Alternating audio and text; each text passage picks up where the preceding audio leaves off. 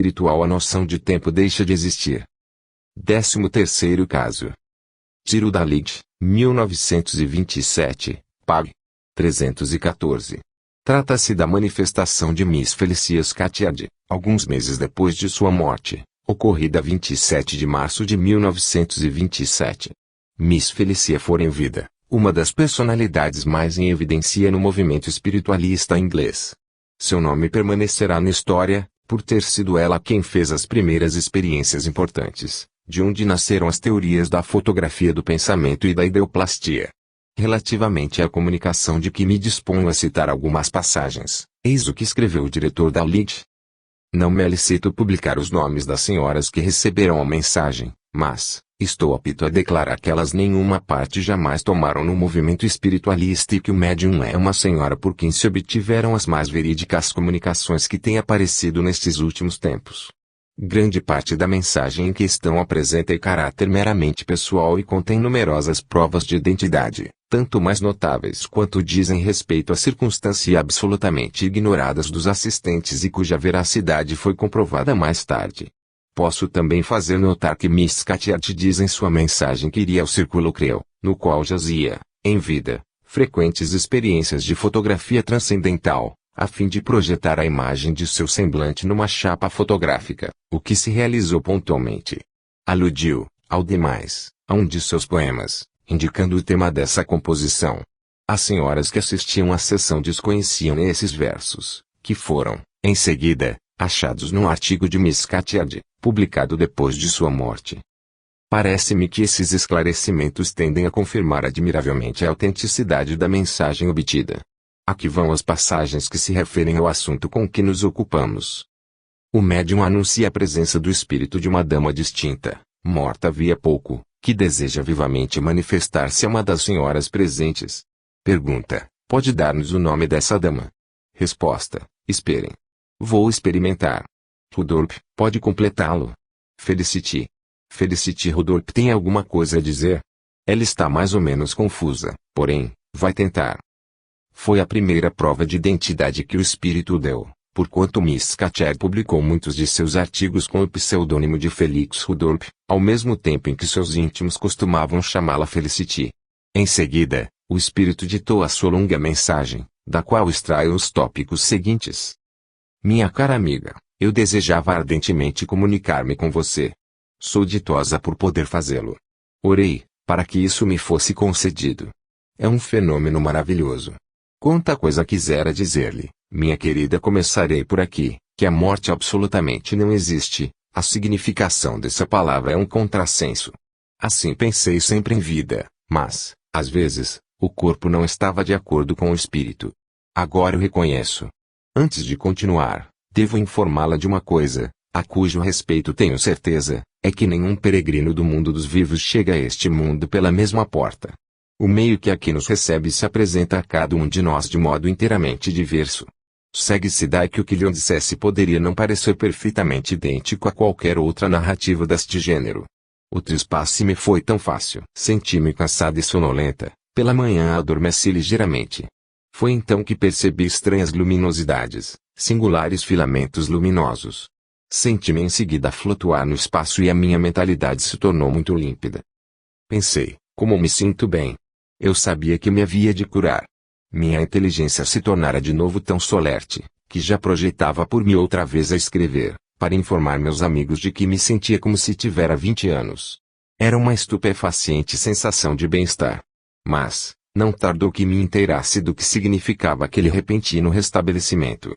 Um pouco de sonolência voltou em seguida a se apoderar de mim, por isso que aqueles filamentos luminosos ainda me prendiam ao mundo dos vivos, entorpecendo meu espírito. Repousei durante algum tempo. Mas, não se tratava de sono, era antes delicioso torpor. Uma multidão de recordações antigas e ditosas me invadiam então o espírito, lembranças do tempo que passei na sua companhia e na de muitas outras pessoas. Porém, tudo isso se desdobrava com tranquila serenidade, sem nenhum choque, sem dissonâncias. Nada do que se verifica de incoerente e desagradável nos sonhos propriamente ditos. Muitas pessoas, dentre as que me eram mais caras, vieram em seguida a ter comigo. Havia, entre outras, a mais querida de todas, minha mãe. Mas, quanto estava mudada. Tornei a vê-la tal como era na sua mocidade. Quisera que todos vos persuadisseis de que a vida terrena é a parte mais desolada de nossa existência. Na realidade, ela não é uma vida. Via-me mergulhada numa espécie de nevoeiro aljofrado. Os espíritos me informaram de que iam me ajudar, com seus conselhos, para me facilitarem a ruptura dos filamentos luminosos que ainda me ligavam ao corpo. Segui-lhes, com efeito, os conselhos, tratei de pôr em absoluta calma de espírito, vi então desaparecerem os filamentos luminosos. Radical mudança se produziu lentamente em mim. A nuvenzinha aljofrado, de que me via cercada, tomou gradativamente uma forma. Compreendi que se tratava do meu corpo espiritual, que assumia gradualmente uma forma humana. Disseram-me então que, pela torça do meu pensamento, eu poderia modelar, à vontade, os meus traços. Não é maravilhoso? Entretanto, os pensamentos e as ações realizadas no curso da existência terrestre contribuem para a criação da natureza íntima do nosso corpo etéreo. Bem consideradas as coisas, vereis agora uma Miss Felicia muito mais moça e, penso, mais atraente.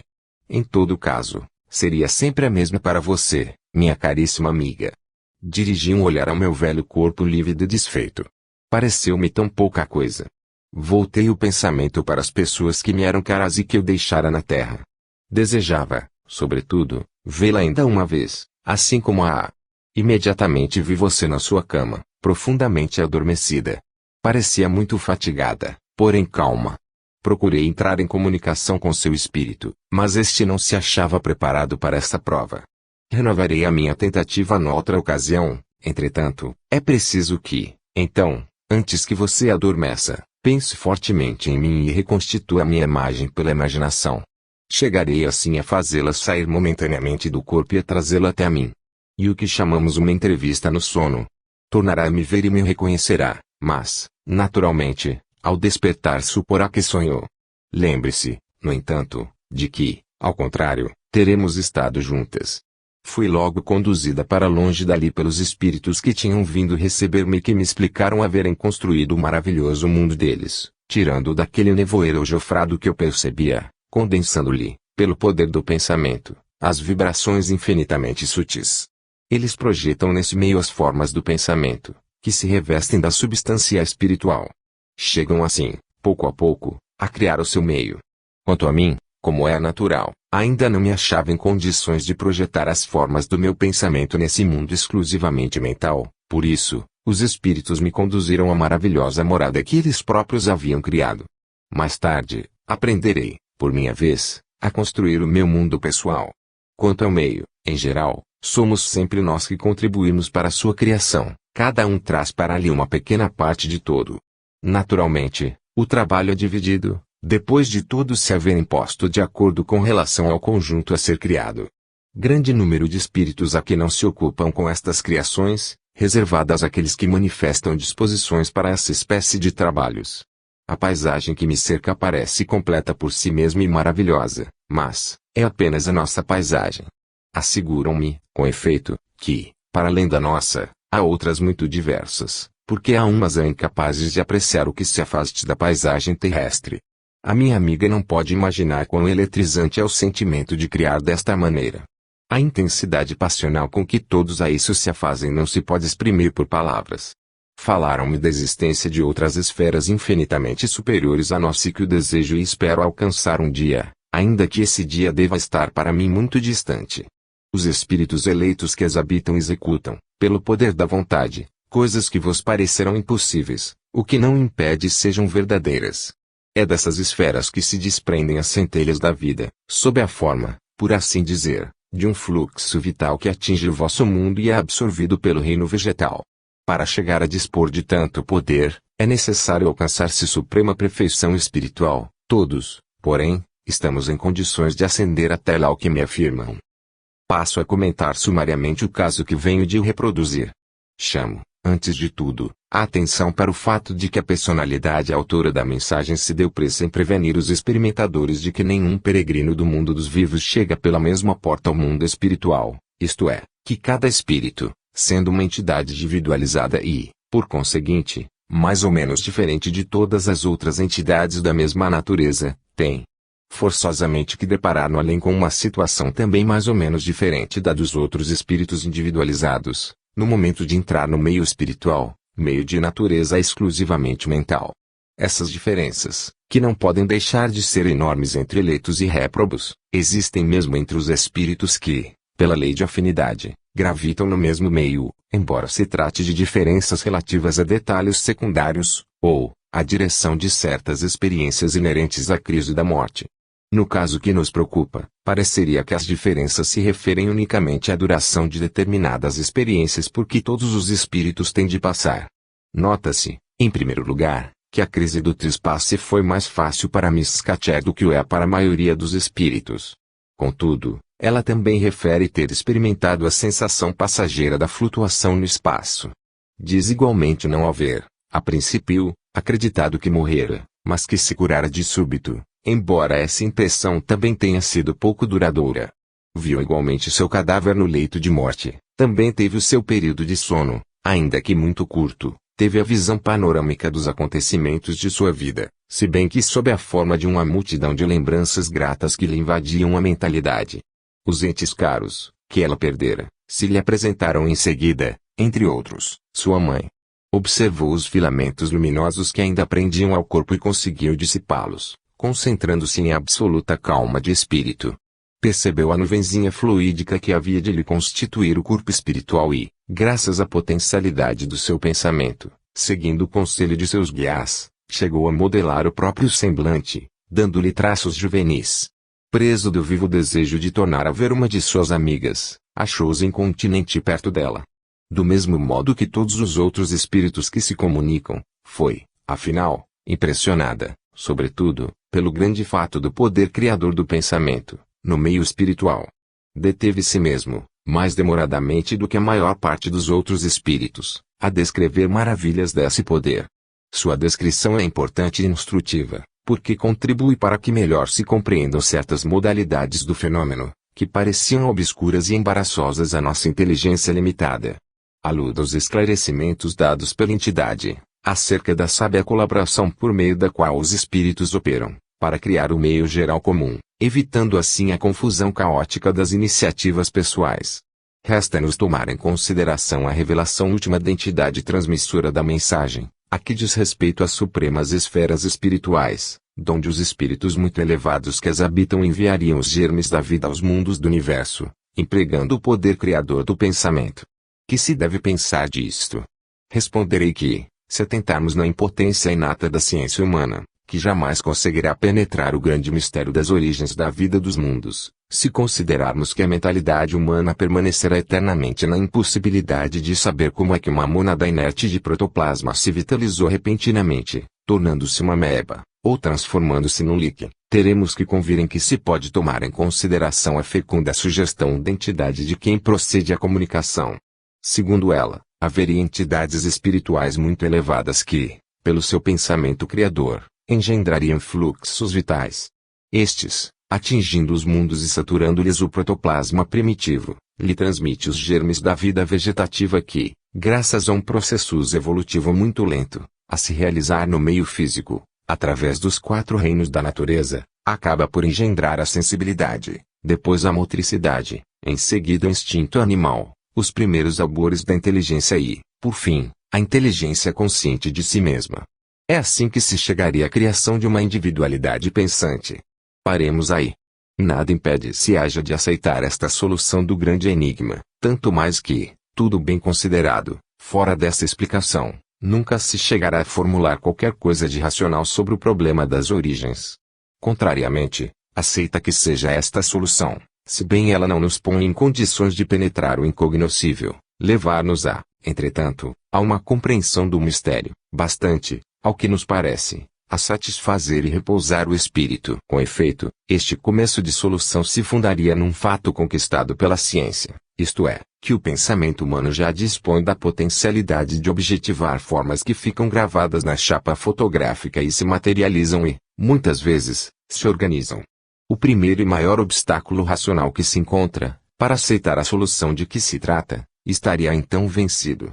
Para aceitá-la, bastaria deduzir dali que a potencialidade criadora do pensamento, tal qual se manifesta em a natureza humana, É de natureza evolutiva no meio espiritual e perfectível além de todo o alcance do entendimento humano. É claro que, se admite a sobrevivência, este postulado não só é legítimo, mas também racionalmente necessário. Dever-se-ia, pois, inferir daí que o fato, experimentalmente demonstrado, da potencialidade criadora do pensamento no meio terrestre oferece base suficientemente firme à concepção de que se cogita e assim a torna cientificamente e filosoficamente legítima.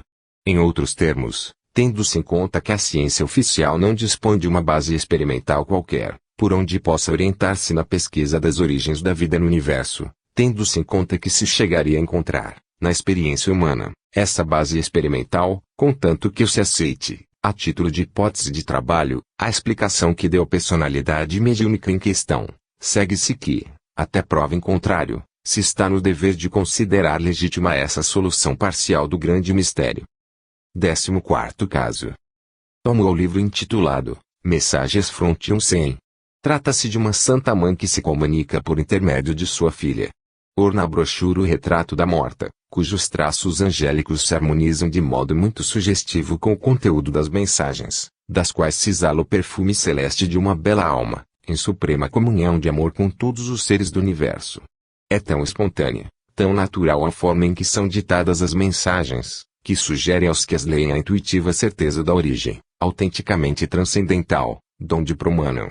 Na primeira, a morta exprime a sua viva alegria por sentir-se, enfim, liberta do corpo.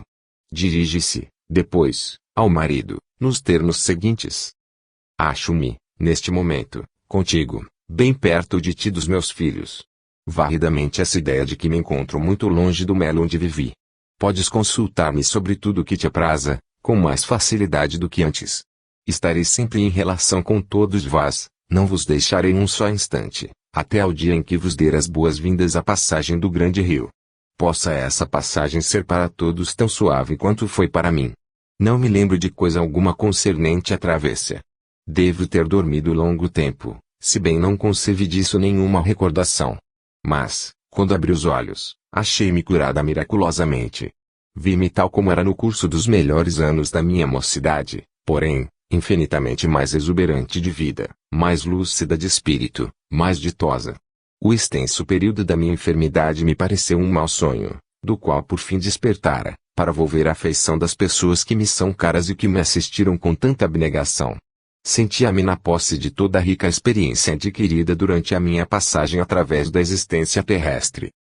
Na segunda mensagem, volta à circunstância da crise da morte, dizendo: ignoro o que experimentam os outros na travessa do grande ribeiro que separa o mundo espiritual do mundo terreno. A minha experiência se resume num despertar maravilhoso que, ainda agora, me enche de estática alegria. Não temais a morte, não há o que temer, todas as penas, todas as dores, tudo o que há de leio na grande crise, pertence ao seu lado físico, do outro lado, ao amor, o divino amor, combinado com a glória inexprimível do despertar espiritual. Quando despertei, vi-me cercada pela assembleia de todos os que eu amara na terra. Via, em torno de mim, os semblantes de todas as pessoas queridas que eu conhecera nas diferentes épocas da vida, a partir da mais tenra infância, pessoas essas que, na sua maioria, tinham sido, havia muitos anos, arrancadas à minha afeição. Ao mesmo tempo, ressoavam no ar maravilhosos acordes musicais, literalmente celestes, que eu escutava extasiada. No meu trespasse, não houve mudanças bruscas, adormeci e despertei, pouco a pouco, para uma vida em que se tem uma consciência mais vasta de si mesmo e se sabe muito bem estar curado de todas as enfermidades e livre para sempre do meu pobre corpo envelhecido, que durante tão largo tempo me pesara sobre o espírito qual hiena. Como exprimir, pela palavra, o que esta revelação significava para mim? Só os que, como eu, sofreram longamente, aguardando com ansiedade a liberação, se acham em condições de conceber. Sinto-me perfeitamente bem, exuberante de vitalidade, rejuvenescida. Quando, ao despertar, respondi às saudações de boas-vindas de tantas pessoas queridas, que me tinham vindo receber, sabia que não sonhava, que efetivamente havia entrado no meio espiritual, sabia que estava morta. Morta. Esta palavra é um contrassenso. Nunca faleis de mim como de uma pessoa morta.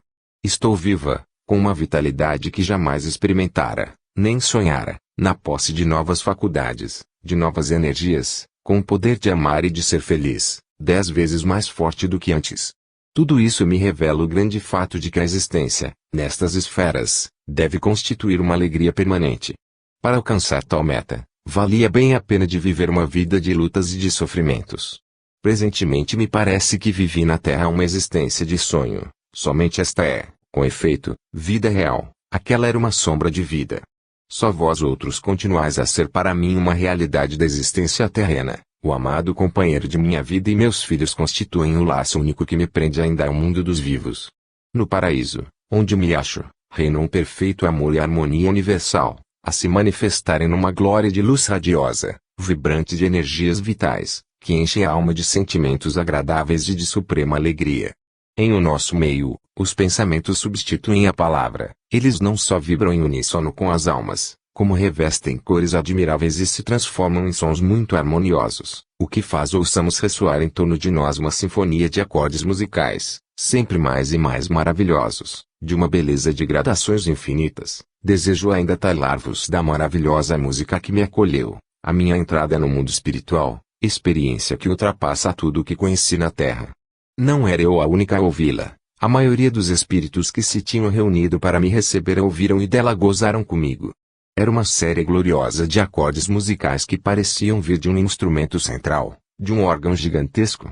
Espalhavam-se e vibravam no espaço, em ondas de harmonias celestes, que pareciam elevar-se, até se fundirem em Deus.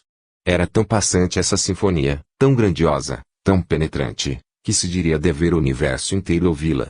E, no entanto, ao escutá-la, eu tinha a intuição de que aqueles acordes ressoavam só para mim, que eles me chegavam como uma voz que se dirigia à minha alma, revelando-me a natureza íntima e os segredos maravilhosos do meu ser e me ensinando que, no mundo espiritual, a música é o veículo revelador das grandes verdades cósmicas. Se me perguntasseis onde estava o instrumento musical, de onde vinha aquela música, quem era o músico, não saberia responder. Ela se fez ouvir de repente, sem que ninguém a houvesse pedido.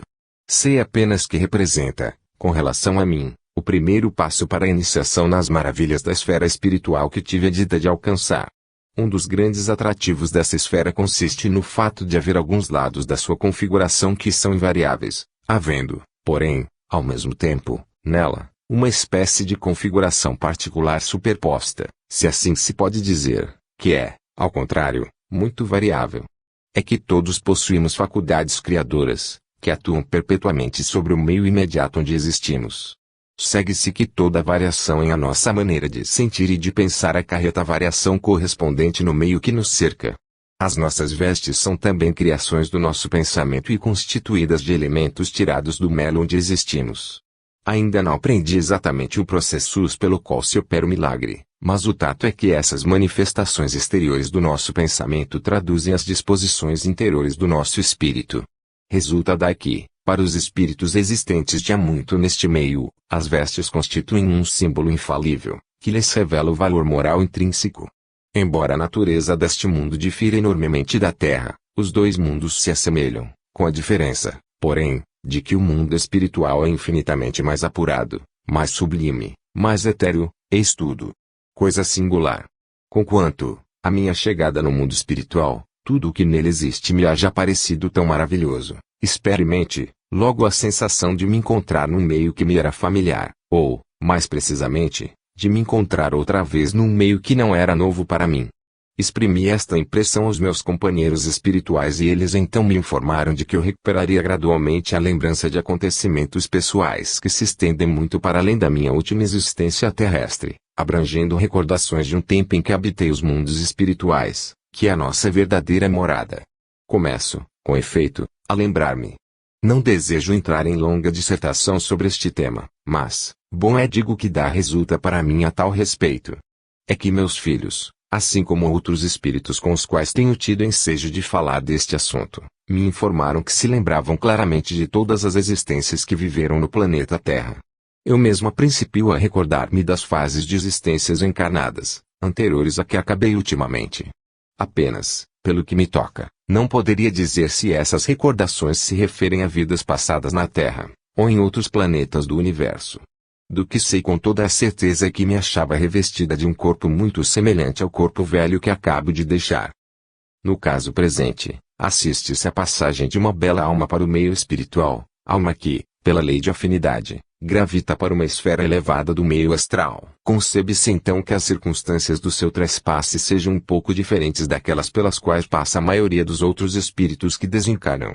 Segue-se que, em a narrativa de que se trata, nenhuma referência se encontra a duas circunstâncias relevantes das precedentes experiências análogas. A primeira consiste no detalhe de os espíritos não se aperceberem de que estão mortos. A outra consiste no fenômeno da visão panorâmica e todos os acontecimentos pelos quais se tenha passado, fenômeno, ou prova quase infalível, na crise da morte, para as almas que desencarnam em condições normais de espiritualidade. Vê-se, no caso com que nos ocupamos, que a personalidade que se comunica refere haver despertado, sabendo perfeitamente que estava morta e se achava no mundo espiritual, ao passo que não fala de uma irrupção geral de lembranças na sua consciência, nem durante a agonia, nem após o despertar. Afora isso, a sua descrição concorda, em todos os detalhes, com as outras narrativas do mesmo gênero. Nota-se com efeito, que ela passa por uma fase de sono reparador que, no que lhe diz respeito, se combina, sem solução de continuidade, com o sono da morte, de maneira a lhe poupar os estados de ansiedade e de confusão, inerentes à crise suprema. Observa-se, além disso, que é acolhida no mundo espiritual pelos espíritos dos defuntos a quem amou, quando viva. Finalmente, ela se acha de novo em forma humana no mundo espiritual. Notemos também haver dito que, nesse mundo, os espíritos conversam entre si por meio da transmissão dos pensamentos, que o pensamento e a vontade espirituais constituem forças criadoras. A propósito desta última circunstância, cumpre-me assinalar um detalhe secundário, que concorda perfeitamente com o que relatam os outros espíritos que se comunicam com os vivos, é que a paisagem astral se compõe de duas séries de objetivações do pensamento, bem distinta uma da outra. A primeira é permanente e imutável, por ser a objetivação do pensamento e da vontade de entidades espirituais muito elevadas, prepostas ao governo das esferas espirituais inferiores. A outra é, ao contrário, transitória e muito mutável. Seria a objetivação do pensamento e da vontade de cada entidade desencarnada, criadora do seu próprio meio imediato. Do ponto de vista das informações concernentes a detalhes do que só raramente se dão no período inicial da existência espiritual, é muito de notar-se que, no caso que nos ocupa, o espírito autor da mensagem fala de duas circunstâncias deste gênero: a de haver percebido, logo após o seu despertar, uma onda de música transcendental e a de não haver tardado a experimentar a sensação do já visto, a propósito do meio espiritual em que se encontrava e em que pensava achar-se pela primeira vez.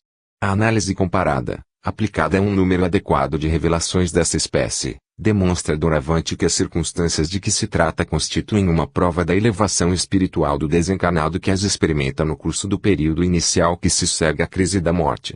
No que concerne à música transcendental, farei notar, primeiramente, que este fenômeno, às vezes, se produz no leito de morte de enfermos espiritualmente elevados. Neste caso, acontece muito frequentemente que alguns dos assistentes percebem, ao mesmo tempo em que o moribundo, a manifestação supranormal, porém, raríssimo é que toda a gente a ouça. Ora, é de considerar-se que, no caso ao que nos referimos, a personalidade que se comunica diz que a maioria dos espíritos, que se tinham reunido para recebê-la, percebiam a aludida música, da qual gozavam deliciosamente, ao mesmo tempo em que ela, o que subentende que, entre os espíritos em questão, alguns se contavam que não a percebiam, ou, em outros termos, que havia entre eles espíritos ainda não bastante evoluídos para chegar a percebê-la. Forçoso é se deduzir daí que a tonalidade vibratória de seus corpos etéreos não estava suficientemente apurada para sintonizar-se com a tonalidade vibratória daqueles acordes musicais muito elevados.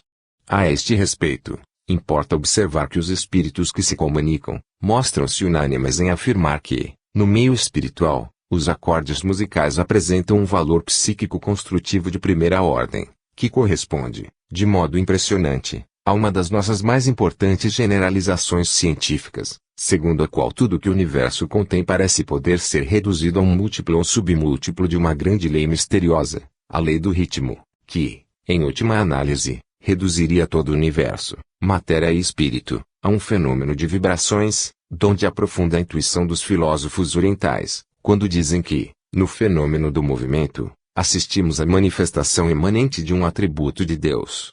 Ora, os acordes musicais podem ser reduzidos, em última análise, a uma combinação e a uma sucessão de vibrações, que se harmonizam entre si. Por outro lado, no fenômeno vibratório se desenha um mistério primordial, destinado a reger o universo inteiro. Segue-se que se chega facilmente a conceber o grande interesse espiritual e construtor que os acordes musicais deveriam apresentar, num ciclo de existência puramente mental, qual a dos espíritos desencarnados. Vou agora assinalar, em algumas linhas, a sensação do já visto que a personalidade autora da mensagem experimentou, sensação que subentende a teoria das vidas sucessivas, isto é, a hipótese reencarnacionista. Sabe-se que é o único ponto importante em que se depara com um desacordo parcial nas mensagens dos espíritos que se comunicam. Entre os povos latinos, eles afirmam constantemente a realidade das vidas sucessivas, ao passo que, entre os povos anglo-saxões, estão em desacordo, na proporção de 2/3 que negam mais ou menos claramente esta forma evolutiva do ser humano, e de 1/3 que afirma, de modo mais ou menos categórico. Não esqueçamos, com efeito, que os povos anglo-saxões experimentam uma versão de raça, por assim dizer, contra a solução reencarnacionista do mistério do ser.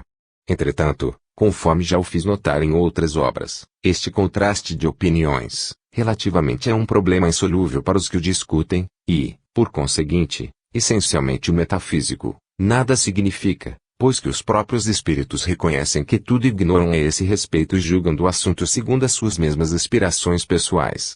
Declaram, ao demais, que uma espécie de segunda morte se verifica nas esferas espirituais, precisamente como se morre no mundo dos vivos, isto é, que quando um espírito tem chegado à maturidade espiritual, adormece e desaparece de seu meio, sem que os outros saibam o que foi feito dele.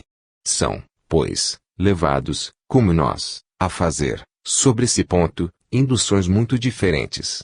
Eis em que termos a falar a respeito o espírito George Dawson, no livro da Sra. Dawson Scott, From Forward Dead, página 126. Nossa existência na mesma esfera espiritual pode prolongar-se por muito tempo. Todavia, meu pai e minha mãe já deixaram o meio onde me encontro e penso que não tardarei a segui-los. Suponho que eles partiram, porque a evolução espiritual de ambos atingir o grau máximo conciliável com a existência em nossa esfera. A Sra. Dawson Scott, ignoras para onde eles foram. O espírito, imagino que a razão por que se nos tornaram invisíveis é terem seus corpos espirituais atingido o grau máximo de purificação, conciliável com as condições da nossa esfera de existência.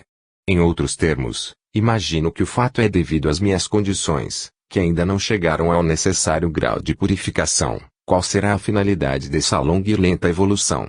Uns pensam a este respeito de uma maneira, outros pensam diferentemente. Por mim, renuncio a essas especulações e vivo ditoso por entre as alegrias da hora presente. Pags. 126 a 127. Tais são as declarações das entidades que se comunicam, acerca do estado de incerteza em que se encontram, relativamente ao destino que as aguarda, após a crise da segunda morte, estado de incerteza absolutamente análogo ao dos vivos, com a diferença de que, no meio espiritual, se tem a certeza da sobrevivência. As opiniões preconcebidas dos espíritos, pró ou contra a teoria das vidas sucessivas, contribuem, provavelmente, para acentuar entre eles a desacordo sobre esse ponto. Com efeito, os que experimentam aversão à teoria impedem, por esse fato, que as lembranças de suas vidas anteriores lhes surjam da memória latente, enquanto que os que pensam favoravelmente à doutrina favorecem, com esse modo de pensar, a emergência de suas recordações, tornando-se ainda mais afirmativos a tal respeito. Em suma, forçoso é ainda concluir-se que, se os espíritos, em suas comunicações, manifestam opiniões discordantes, relativamente à reencarnação, que continua a ser para eles uma questão metafísica, isso lhes concerne nada tira ao valor das concordâncias positivas, concretas, indubitáveis, que se comprovam nas informações que eles nos fornecem, com referência ao meio e à existência espirituais muito de notar-se, ao mesmo tempo, que tudo contribui para demonstrar que a verdade, acerca das vidas sucessivas, deve estar reservada a entidades que existem em condições espirituais muito envolvidas, condições que favoreceriam a emergência espontânea das recordações desta natureza. As condições espirituais da personalidade mediúnica, de quem se trata neste caso, devem justamente ser tais, pelo que ela experimentou a sensação do já visto, apenas chegada ao mundo espiritual, sensação seguida logo das primeiras lembranças das existências anteriormente vividas. 15º caso.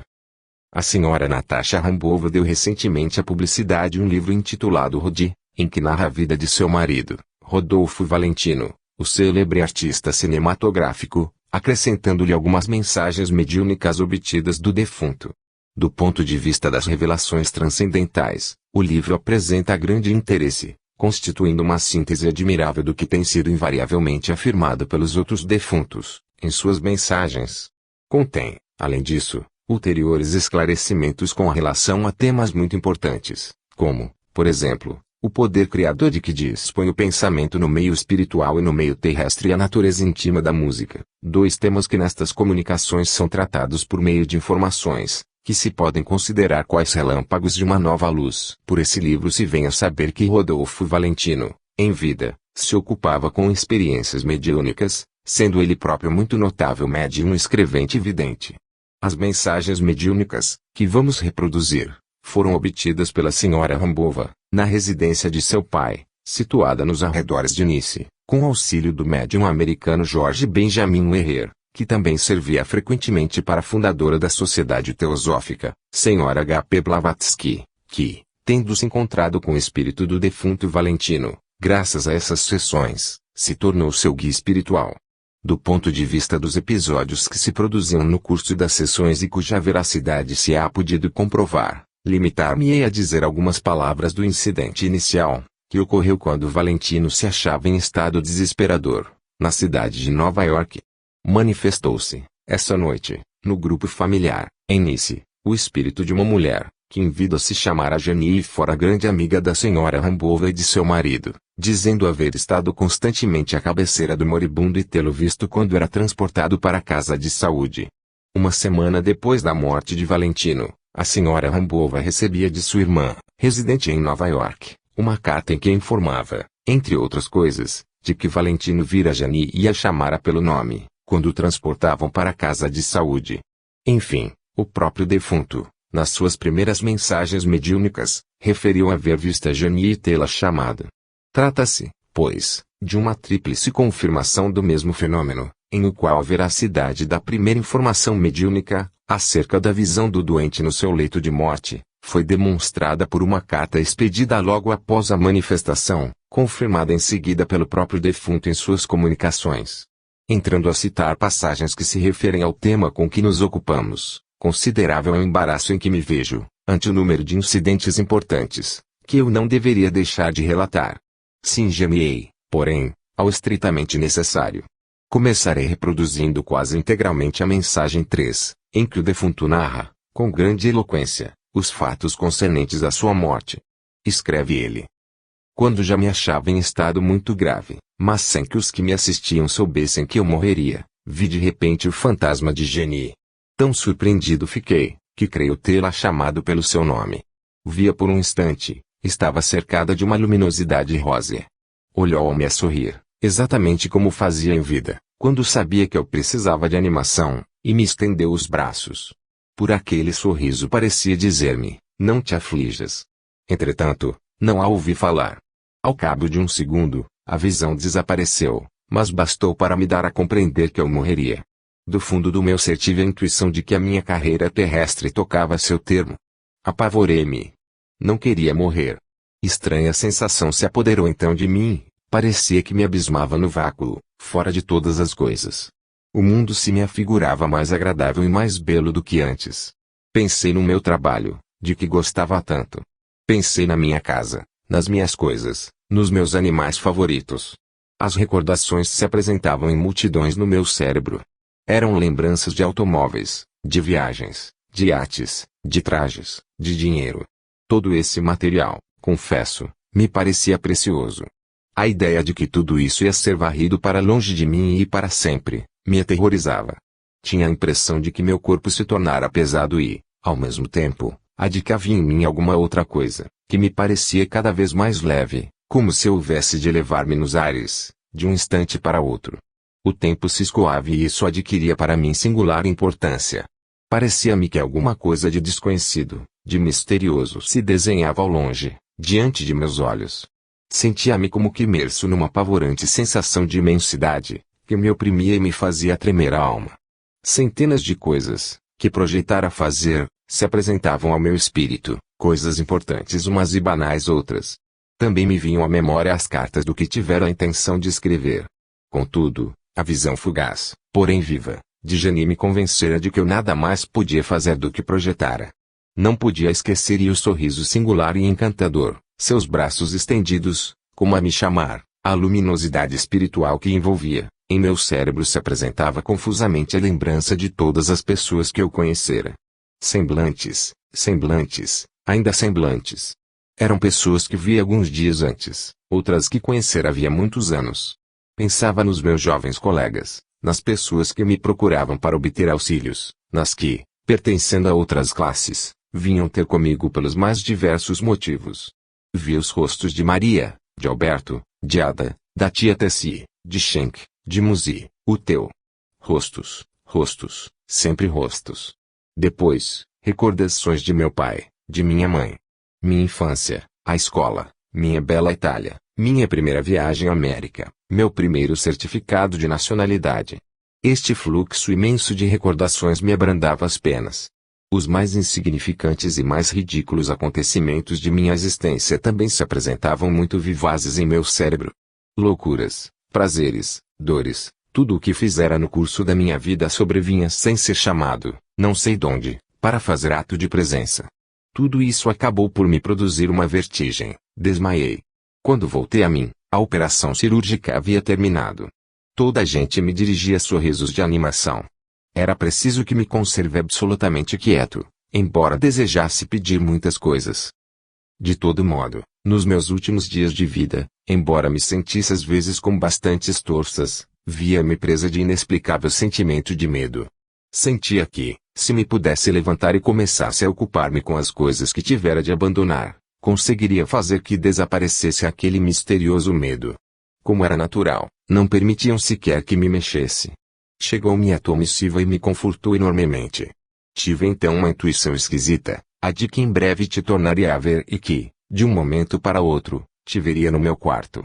Meu guia espiritual, Sra. Olga Blavatsky, me explicou mais tarde que essa sensação era produzida pelo seguinte: estar eu para vir em breve ter contigo. Afligiu-me em seguida uma grande dificuldade de respirar. Compreendi que meu fim se aproximava. Fiquei aterrorizado. A hora extrema me apanhara de um modo por demais repentino. Não creio, minha querida Natasha, que meu estado da alma fosse o de temor da morte. Não, eu tremia em face do desconhecido. Sabes quanto me inquietava sempre a incerteza de uma situação, bem como toda espécie de coisas desconhecidas.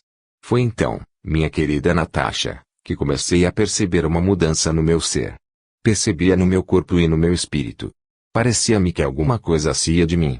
Experimentava, de tempos a tempos, uma sensação de arrancadura, como se alguma parte do meu ser estivesse sendo arrancada do resto. Pensava no que ia dar-se com o meu corpo, funerais, incineração ou enterramento, coisas todas essas que me causavam horror. Chegou o sacerdote. Acolhi-o como um raio de luz nas trevas. A ele me confiei, com todos os sentimentos de terror, de horror, de inquietação que me atormentavam. De novo me emergiram da consciência as recordações da minha infância, diante de mim desfilaram as naves de uma catedral. Os últimos sacramentos. Quando a singela cerimônia terminou, já me sentia longe do meio terreno. Modificara-se a minha situação mental.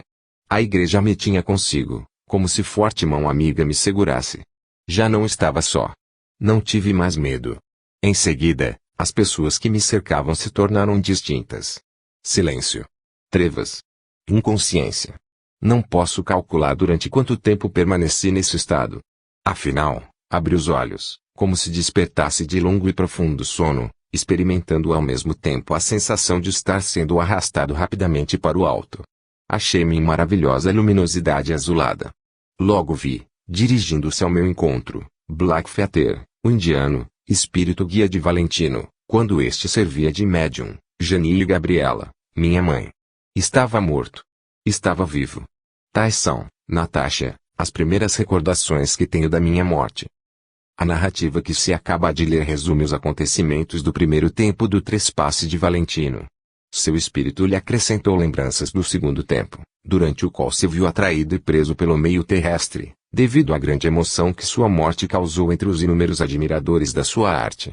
Escreveu: Era o dia em que transportaram meu corpo para sua última morada. Comecei a perceber um afrouxamento do interesse público pela minha pessoa, interesse tão vivo, que penso haver contribuído para reter o meu espírito no meio terreno. Quando, porém, meu corpo foi depositado no túmulo e os jornais começaram a esquecer-me, experimentei uma sensação de solidão desoladora. Revoltei-me contra o destino, que me arrancara a vida no apogeu da minha glória. Receio ter então feito uma apreciação excessivamente elevada a meu respeito, pois me parecia que a arte muda, sem mim, não mais poderia caminhar. Agora, rio-me de mim mesmo. Mas, naquele momento, julgava seriamente que minha morte era uma perda irreparável para a arte. Encontrava-me de novo no meio terrestre e estava só. Passeava ao longo da Broadway. Essa rua me parecia tão real, como se estivesse a percorrê-la vivo. Entretanto, ninguém me prestava atenção. Sentia certa dificuldade em me convencer de que ninguém dava por mim. Via-me tão real e tão reais vi os vivos, que não chegava a fixar ideia sobre a grande mudança que se havia operado. Acabei por me aborrecer de deambular daquela maneira, por entre uma multidão de transeuntes apressados, que todos pareciam decididos a esbarrar em mim. Certa vez, dei mesmo um encontrão em cheio numa mulher. Ela empalideceu e se aconchegou ao cavalheiro que a acompanhava, exclamando: Meu Deus! Donde veio este sopro gelado que senti? Essa exclamação me pôs furioso. Então a morte me havia mudado num sopro trio? Isso de modo algum me era lisonjeiro. Dirigi-me para um grupo de artistas de teatro, que estacionavam à esquerda da 47ª rua. Tomei de um deles pelo braço e lhe gritei forte: Eu sou Rodolfo Valentino. Mas o homem não se apercebeu de coisa alguma e continuou a rir e a conversar. Que ressentimento contra todo mundo se apoderou de mim, naquele canto de rua. Chorei de dor e de raiva. Porém, era vã toda a revolta. Súbito, dirigi-te o meu pensamento, lembrei-me do telegrama que me passaste, quando me achava em estado grave, assim como dos telegramas de Musia e do tio Dick. Enquanto pensava nisso, senti que me tocavam no braço. Voltei-me e vi a meu lado uma mulher com aspecto de matrona, de olhar inteligente e generoso. Jamais esquecerei o tom doce e tranquilizador de sua voz, se bem haja pronunciado as primeiras frases com impetuosa veemência. Exclamou: Danação e um inferno de chamas foi o que te predisse a igreja e é o que agora te faz tão desditoso. Vem comigo. Nada há de verdadeiro em o que ao teu espírito inculcaram os representantes dos credos ditos cristãos. São pobres cegos todos eles. Precisas neste momento de um guia. Aqui estou. Fui em vida H.P. Blavatsky. Isso dito, acrescentou, a sorrir: Vem. Perdi os sentidos. Quando voltei a mim, achei-me no salão da vivenda do tio Dick. Era noite, as escadarias estavam iluminadas. Meu guia lá se achava à entrada e me deu sinal para que entrasse. Atravessamos juntos muitos aposentos, que eu conhecia bastante, e chegamos ao quarto de Musi. Tu estavas com ela, diante de vocês estava Jorge Wenner, profundamente adormecido numa poltrona. Disse-me a senhora Blavatsky: Ele está imerso em sono mediúnico. Podes, pois, conversar com os teus. Tal foi, minha querida Natasha, o começo das minhas comunicações contigo. Devo ao meu generoso guia. Sendo já muito longas as passagens que venho de reproduzir, limitar-me-ei a acrescentar mais algumas alíneas, apresentando observações análogas às que citei nos casos precedentes. Primeiramente, no que concerne à potencialidade relativa do pensamento, encontram-se, nessas mensagens, observações muito interessantes, sobre a maneira por que tal potencialidade se manifesta no meio terrestre. Conformemente a essas observações, as personagens, que os romancistas e os autores dramáticos geniais criam, tomariam por vezes aparências de personalidades propriamente ditas, que existiriam temporariamente no meio astral. Essas personalidades seriam dotadas de uma certa inteligência e atividade, automaticamente ilimitada, todavia, a parte que lhes distribuiu o romancista, pois que tais personalidades não poderiam ter lembranças de um passado inexistente, como sucede respeito a criações análogas de personificações sonambúlicas, nas experiências de sugestão hipnótica, personificações que, a seu turno, são inteligentes e atuantes, mas, apenas, nos limites que lhes traçou o sugestionador. Exatamente do mesmo modo, as personagens efêmeras, que os romancistas criam pela força do pensamento, chegariam, às vezes, a subsistir enquanto dura o interesse que despertam numa multidão de leitores, sempre a se renovarem, interesse que, conservando a tonalidade vibratória onde se originara, contribuiria para mantê-los. Daí a possibilidade de manifestações pseudo-mediúnicas de personagens de romance, possibilidade que não nos cabe discutir aqui, mas que teoricamente existe e é praticamente demonstrável.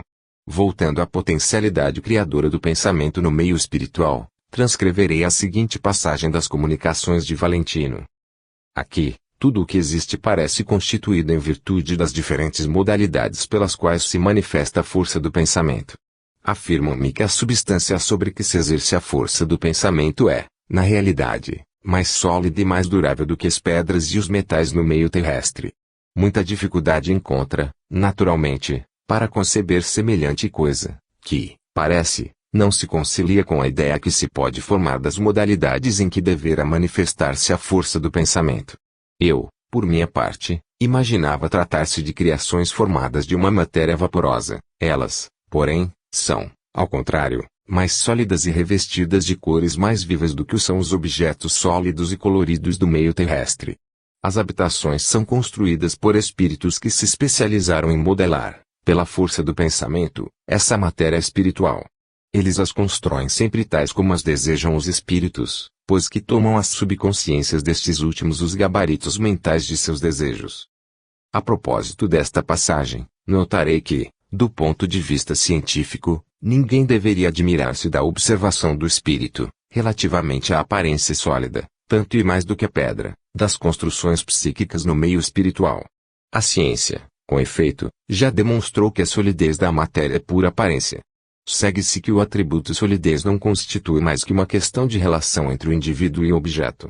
Quer dizer que, para nós, seres formados de igual matéria constitutiva do meio em que vivemos, esse meio tem, necessariamente, que parecer sólido, pois que há perfeita relação entre o indivíduo e o objeto. De modo análogo, para um espírito revestido de corpo etéreo, o meio etéreo, em que ele vive, deverá parecer não menos sólido, devido sempre à existência de perfeita relação entre o indivíduo e o objeto. Em compensação, o mesmo espírito deverá perceber como sombras evanescentes as pessoas vivas e o meio terrestre, devido à falta de relação entre as condições em que ele existe e opera e as condições em que existem e operam os vivos, sem contar que ele terá confirmação do que supõe, quando lhe aconteça passar através de uma parede, como se esta não existisse. O último reparo contido no trecho acima, em o qual se afirma que as habitações são construídas por espíritos que se especializaram na arte de modelar pela força do pensamento a substância espiritual, está de perfeito acordo com o que afirmara outra personalidade mediúnica, no 13 graus Celsius Aso. Esta personalidade, falando das construções psíquicas, observa, grande número de espíritos não se ocupa de tais construções, por estar esse trabalho reservado aos que manifestam disposições naturais para essa obra especial. Esta concordância, no que respeita a um detalhe secundário, é teoricamente mais importante do que tantas outras referentes a detalhes fundamentais. Cada vez menos verossímil se vai assim tornando sempre a hipótese das coincidências fortuitas, à medida que as concordâncias, entre as descrições dos espíritos que se comunicam, se vão apresentando, com relação a detalhes cada vez mais minuciosos, ou insignificantes. Outra concordância, relativa a um detalhe secundário, se encontra nas informações seguintes, fornecidas pela entidade, autora da mensagem, acerca de uma categoria de espíritos de defuntos que permanecem ligados ao meio em que viveram, tornando-se frequentemente espíritos perturbadores, ou assombradores. Assim se exprime a entidade. Muitos espíritos recém-chegados não resistem ao abalo mental que lhes causou a mudança que se produziu. Segue-se que, por efeito da ignorância em que se acham, do medo que os assalta, passam o tempo a frequentar, ou, antes, a assombrar, o meio onde viveram e ao qual se veem psiquicamente presos. Conseguintemente, eles se encontram na câmara mais baixa do plano astral, tora do mundo e no mundo, por causa da adesão tenaz que mantém a opiniões e paixões terrenas. Esses infelizes lhes são os que a esses chamam espíritos assombradores, de que tanto se falava nas nossas experiências mediúnicas. Afirmam-me que alguns dentre eles se mostram de tal modo inabaláveis na sua obstinação em não quererem despojar das convicções e da maneira de pensar trazidas da terra, que se tornam mentalmente cegos, a ponto de não poderem conceber e, ainda menos, realizar a possibilidade de um avanço no mundo espiritual onde nos achamos. São antiprogressivos e inadaptáveis, devido ao seu emperramento. O que há de pior é que essas almas podem permanecer ligadas ao mundo durante anos e mesmo durante séculos. Pags. 196 a 197.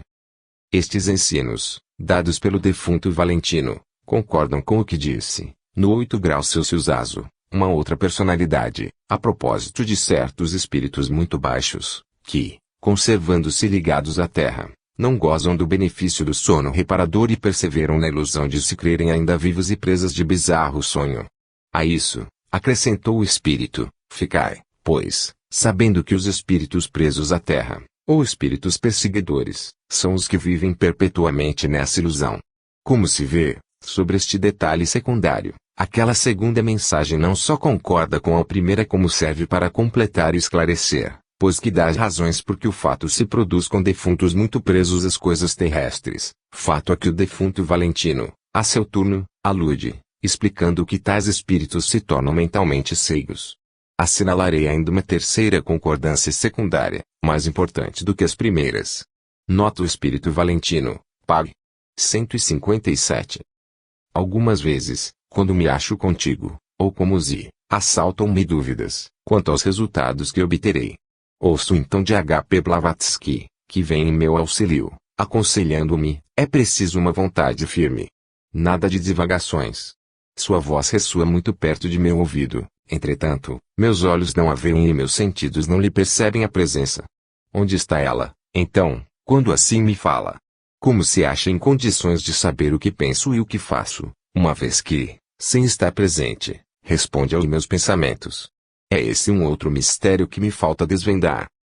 Ora, no 9 graus Celsius Aso, reproduzo um incidente análogo, o em que um espírito refere que, como desejasse ardentemente tornar a ver um de seus amigos ainda vivo, chegou-lhe de longe uma voz que assim falou: pensa nele, concentra sobre ele o teu pensamento e o verás. Era a voz de um espírito amigo que, embora se achasse dele distante, lhe vinha em auxílio, aconselhando-lhe o que tinha a fazer. Quem não vê logo a importância teórica das concordâncias dessa espécie, quando colhidas, ordenadas e classificadas em número suficiente?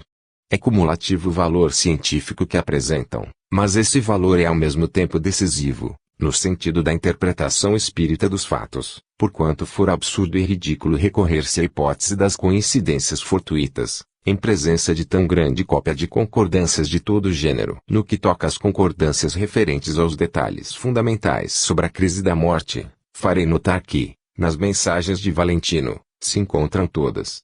De fato, ele sofre a prova da visão panorâmica no momento da morte, encontra-se em forma humana no meio espiritual, é acolhido pelos espíritos que lhe são familiares, não pode persuadir-se de que esteja morto, quando passeia pela Broadway, a grande artéria de Nova York, e vê os transeuntes, como os vê quando vivo, verifica que o meio onde se encontra corresponde à paisagem terrestre espiritualizada.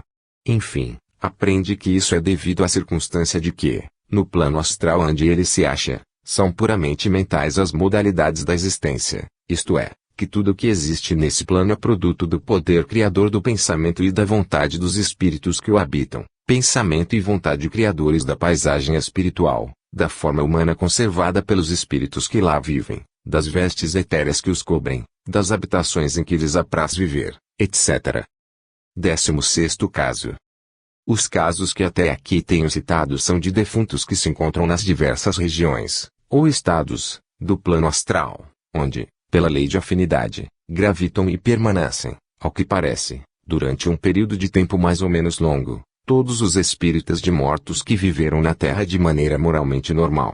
Restar-me-ia referir alguns casos em que se encontrassem narrados os acontecimentos por que passam, durante e após a crise da morte, os espíritos de réprobos, constrangidos a gravitar, pela lei da afinidade, nas esferas de provação, correspondentes ao inferno dos cristãos. Inferno, bem entendido, sem torturas físicas e onde os sofrimentos morais não seriam eternos, mas transitórios.